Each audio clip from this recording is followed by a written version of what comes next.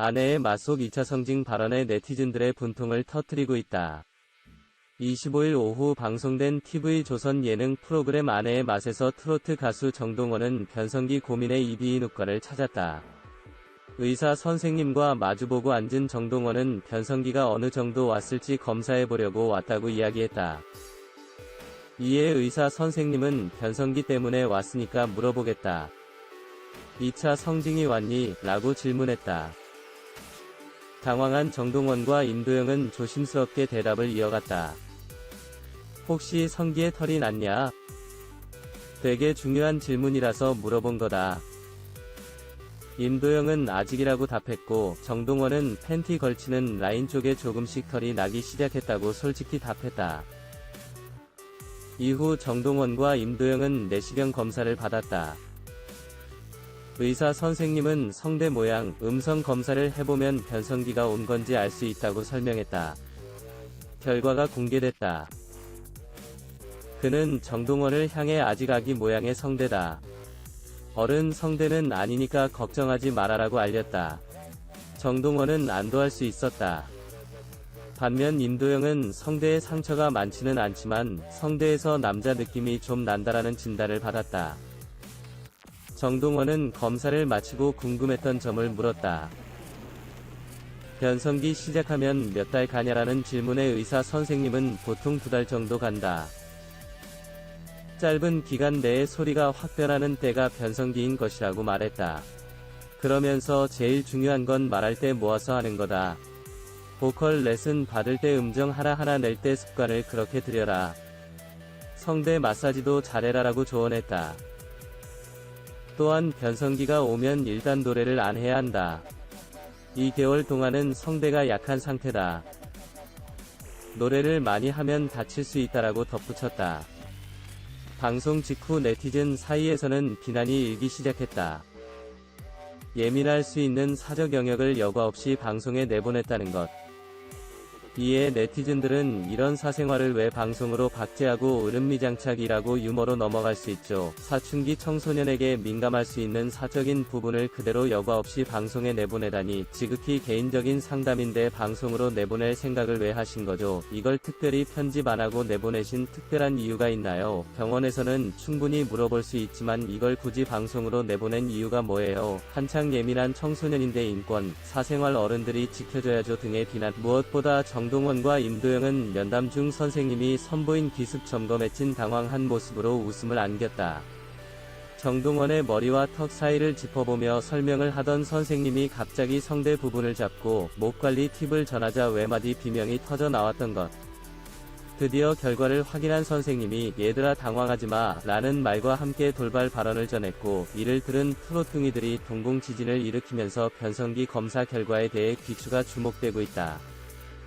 정동원은 김호중에 대해 매우 걱정하고 있습니다. 김호중의 논란사는 지난 6월 전 매니저 A씨와의 전속계약 분쟁이 수면 위로 드러나며 본격화됐다. A씨는 약 5년간 김호중과 함께했던 인물로, 김호중이 TV조선 미스터트롯 출연을 앞둔 지난해 팬카페를 만드는 등 서포트를 했으나 그가 돌연 현 소속사와 전속계약을 체결했다며 김호중을 상대로 약정금 반환 청구 소송을 냈다. 이후 A씨는 병역 특혜 의혹, 스폰서 의혹, 김호중 모친의 팬들 상대로 한 금품 요구, 상습 도박 의혹 등을 차례로 제기하며 김호중 측과 맞섰다. 아울러 A씨가 운영하던 김호중의 팬카페는 안티카페로 변했고, 이곳에서 김호중을 향한 욕설과 비방글이 게재돼 개그맨 출신 상담심리학 박사인 권영찬 교수가 112에 신고하는 일까지 벌어졌다. 또 김호중의 전 여자친구의 아버지가 이 카페에 과거 김호중이 자신의 딸을 폭행했다고 주장하면서 또 다른 문제가 불거졌다. 24일에는 한 유튜버가 김호중의 모친이 미스터트롯 출연자 이명웅, 이찬원, 영탁 등을 험담했다고 주장하며 녹취록을 공개해 점입가경 사태를 맞았다.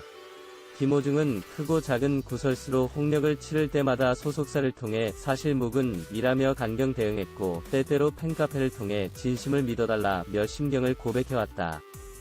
실제로 김호중 측은 전 매니저 A씨와 전 여자친구의 아버지를 명예훼손 및 허위사실 유포 혐의로 고소하고, 병역 및 스폰서 의혹 등을 보도한 기자에게 2억 원의 손해배상을 청구하는 등 법적 분쟁을 이어가고 있다. 그러면서 불법 도박 관련 피소를 당해 경찰 조사를 앞두고 있는 상황이다. 김호중은 이런 상황을 정면 돌파하고 있다. 그는 각종 예능 프로그램, 자서전 출간, 단독 팬미팅, 자전적 내용 영화 제작까지 논란과 상관없이 독자적인 활동을 이어가고 있다.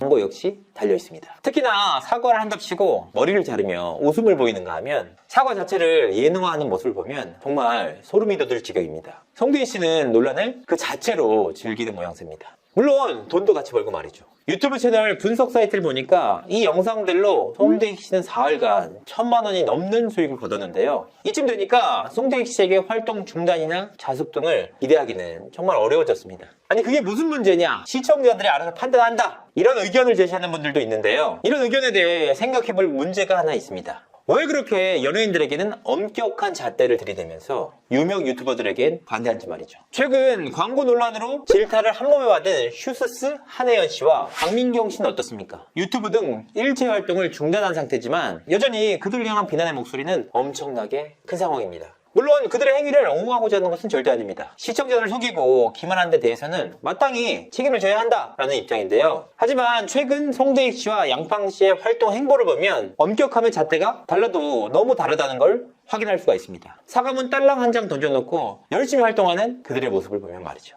사실 과거에는 연예인들의 인기와 영향력, 금전적인 수입 등이 월등히 유튜버에 앞섰지만 최근 유튜브 채널의 급성장으로 유튜브는 역시 엄청난 영향력과 부를 가지게 됐습니다. 이런 상황 속에서도 유튜버들에게 관대한 사회적 분위기는 계속해서 이어지고 있는데요. 범죄를 저지르고도 퇴출된 유튜버들은 정말 손에 꼽을 정도입니다. 이런 상황이 계속해서 이어진다면 결국에는 유튜브 채널이 각종 범죄에 휘말린 연예인들은 웃기 천국이 되는 것이 아니냐라는 목소리가 나오고 있습니다. 아니 유명 유튜버들은 더한테라고 또 오케이인데 어디는 선비충이냐? 라고 말이죠. 유튜브 플랫폼은 최근 국내에서의 급성장을 통해 지상파 방송을 위협하는 정도의 영향력을 갖추게 됐습니다. 아니 지상파 방송에서까지 유명 유튜버들을 톱에서